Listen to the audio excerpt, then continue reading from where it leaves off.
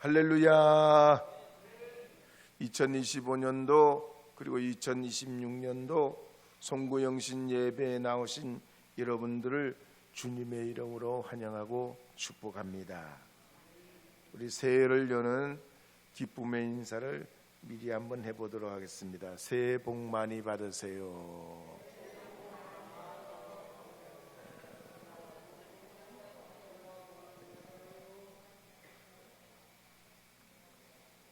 영어로 하면 해피 뉴 이어입니다.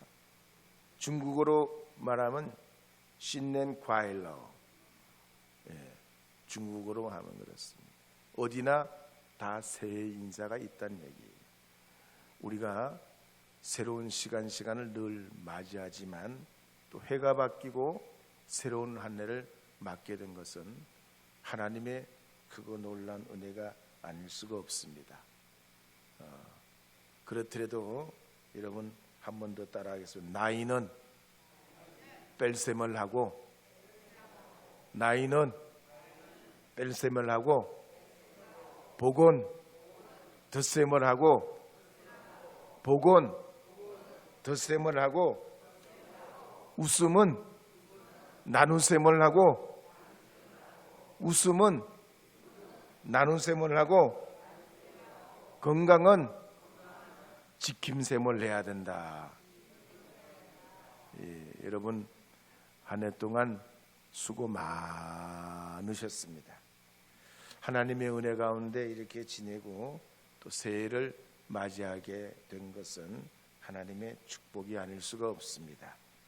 이제 잠시 후면 병오년 새해가 밝아올 텐데 우리가 하나님 주신 은혜와 꿈을 펼쳐가려면 어떻게 해야 할까요? 오늘 말씀에 보면 뒤의 것은 잊어버리고 앞에 있는 것 표대를 향하여 달려가야 한다 그랬습니다. 먼저 뒤의 것은 잊어버려야 된다 그랬습니다. 잊어버린다는 말은 우리의 기억 속에서 말끔히 지워버린다는 이런 뜻보다는 과거의 일에 나의 현재와 미래가 함부로 하지 못하도록 맺고 끊는다는 얘기. 비록 우리가 오늘 현재를 살아간다는 건 과거를 통해서 오늘 현재가 있는 건 분명하지만 과거의 상처나 아픔이나 내 삶의 여러 가지 지나온 일들 때문에 내가 나아가야 할 삶의 방향에 방해는 받지 말아야 되겠기에 뒤의 것은 잊어버린다는 겁니다. 그렇다면 우리가 어떻게 해야 과거의 것, 뒤의 것을 잊어버릴 수 있겠습니까? 성경의 방법이 뭡니까?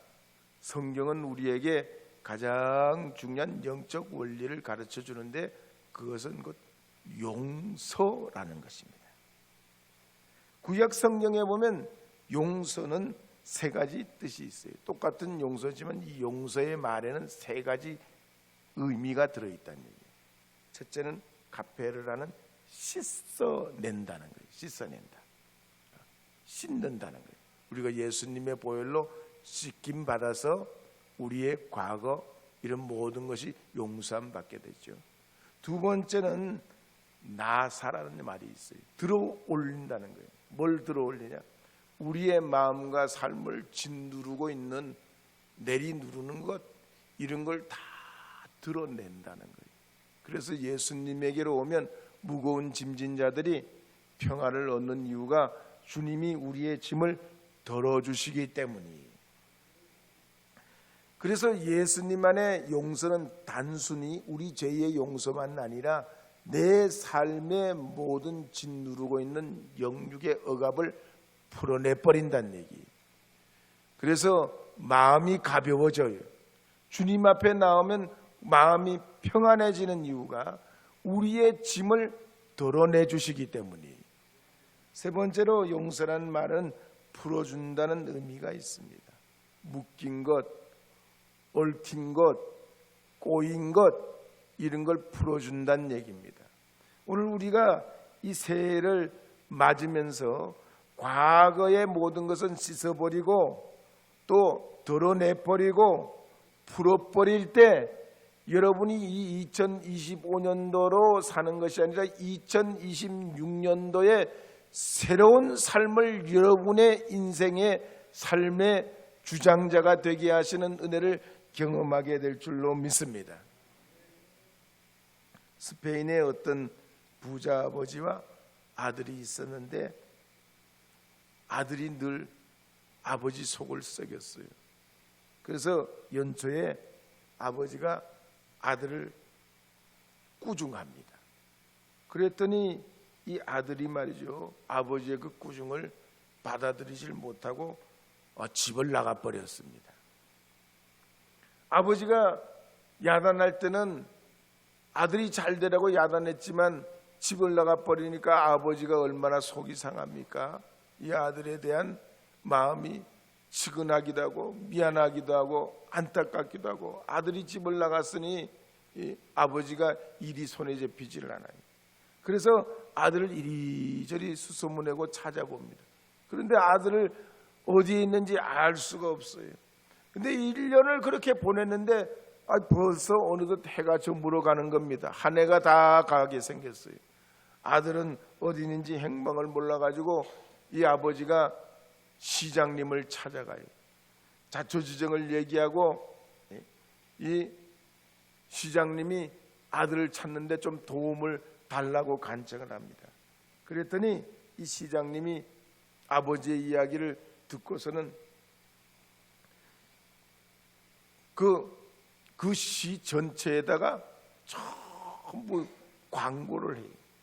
만약에 아들이 12월 31일까지 시청 현관 입구로 돌아오게 되면 시장이 큰 잔치를 베풀겠다, 이렇게 광고를 대대적으로 합니다.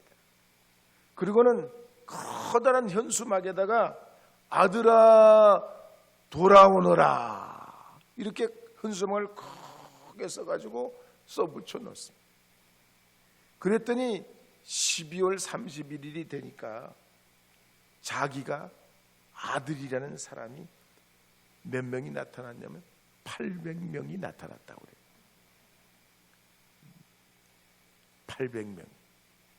이 이야기가 뭐냐면 세상에 아들처럼 상처받고 또 아픔 당하는 사람이 한둘이가 아니란 얘기예요. 다 마음에 상처가 있고 어려움이 있어요. 제가 전임지에서 목회할 때 아주 열심히 있는 집사님 두 분이 계셨어요. 근데 이분들이 사이가 안 좋아. 열심히 있다 보니까 서로 경쟁해. 교회 안에서 서로 경쟁 상태예요. 근데 열심은 대단한데 이 사람이 이걸 하면 저 사람은 저걸 가지고 그러고, 저 사람이 이걸 하면 또 저거 반대로 이 사람이 그러고, 이거 서로 말이지 이 관계가 꼬여가지고 티격태격 뭔 매사에 일할 때마다 그냥 찌그락찌그락 그러는 거예요.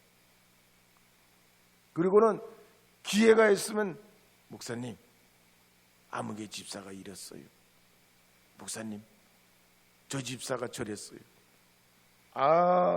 서로 험담하고 얘기하는 거예요. 근데 이분들이 서로 화해하고 관계가 회복되는데 시간이 얼마나 걸렸냐면 5년이 더 걸리더라고요. 하나님이 그래도 화해케 하고 마음을 열어주시고 서로 축복하게 하고 주님 안에 우리가 형제임을 하나님께 서로 그렇게 그리스도 안에서 평화를 회복하는데 다행히 그래도 5년 만에 회복이 되더란 말이에요. 참 사람의 관계가 꼬이면 이게 말이죠, 실매듭보다도 더 어렵고 그 어떤 것보다도 이게 관계 회복이 어려워요. 그렇지만 성경에 나오는 가장 확실한 방법은 용서밖에 없는 줄 믿으시기 바랍니다. 예수님께서도 그래서 십자가 위에서 기도하시기를 아버지 저들이 하는 것을 모르오니 저들을 용서하여 주옵소서라고 했습니다. 마태복음 18장 21절에도 보면 70번씩 7번이라도 용서하라 그랬습니다. 그것은 우리 삶에 이런저런 일로 한 해 동안 꼬이고 어렵고 이렇게 부대끼고 상책이 나고 이런 것들이 이 용서를 통해서 우리가 용서하면 서로 우리 삶이 회복되고 하나님 앞에 화목해지고 어떤 맥힌 것이 확 뚫려서 에서와 야곱의 관계가 새롭게 되고 요셉의 형제들이 서로 화해할 때 새로운 미래를 이루어가게 됐듯이 우리의 삶도 그렇게 되게 될 줄로 믿습니다. 우리 한번 인사하도록 하겠습니다. 한 번 더 인사해. 제가 권사님, 집사님 영원히 주 안에서 사랑하고 존경합니다. 시작 한번 해보세요.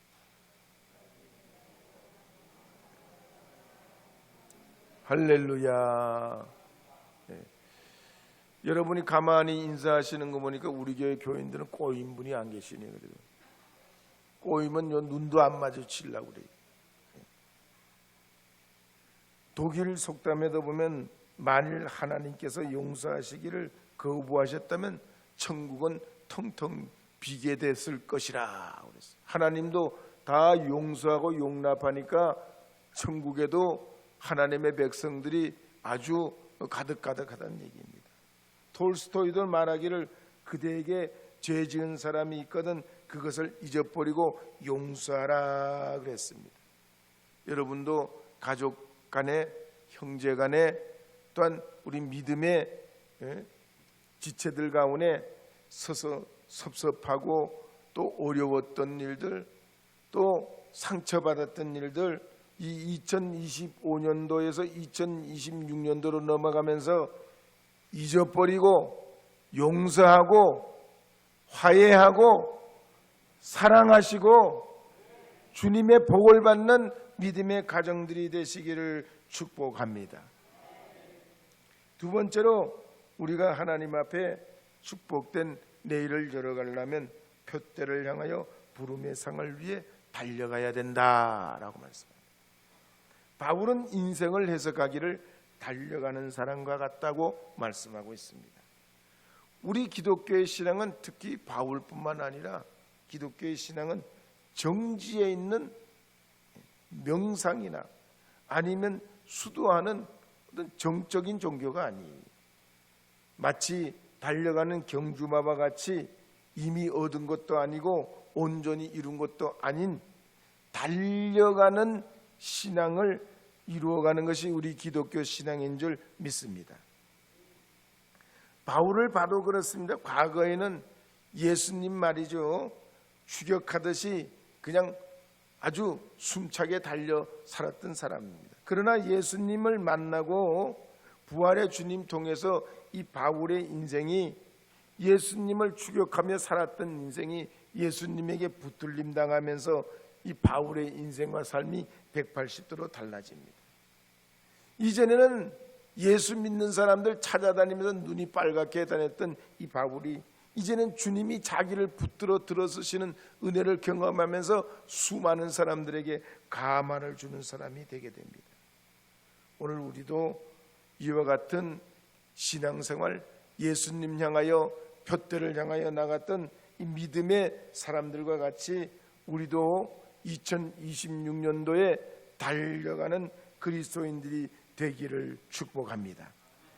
과거를 향해서 돌아보고 자꾸만 아픔이나 실패나 상처나 죄책감에 시달리는 인생이 되는 게 아니라 우리를 불러주신 그 부름의 상을 위해서 달려가는 하나님의 사람들이 되어야 할 줄로 믿습니다. 그런 의미에서 이 2026년도에 우리가 함께 이렇게 이제 출발을 위해서 서 있을 때 꼭 세 가지를 여러분 꼭 주의하시고 믿음 생활을 이루어가기를 권면합니다. 첫 번째는 2026년 동안은 절대로 다른 사람들과 비교하지 마시기 바랍니다. 여러분은 여러분의 길을 가기를 바랍니다. 여러분은 여러분의 삶을 걸어가시기를 바랍니다. 아이 누가 이랬다 누가 저랬다 거기에 신경 쓰시지 마시고 주님이 여러분을 부르시고 사랑하시고 택하신 줄 믿고 주님이 걸어가게 하시는 그 길을 걸어가시는 하나님의 아름다운 사람들이 되기를 축복합니다. 두 번째로 안주하지 마시기를 바랍니다.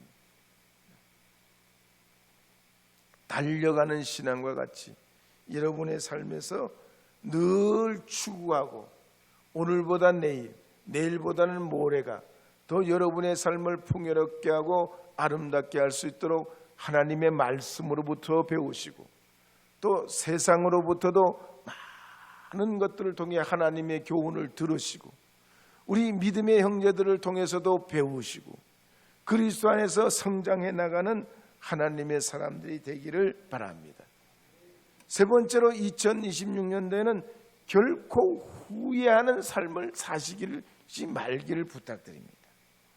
디모데후서 4장 7절에 보면 내가 선한 싸움을 싸우고 달려갈 길을 마치고 믿음을 지켰으니 그랬습니다. 후회하지 않는 삶, 꼭 2026년도에는 후회하지 않고 하나님 앞에 만족과 영광을 돌리는 삶을 살아가는 새해를 맞으시는 여러분 되시기를 주님의 이름으로 축복합니다. 축복합니다.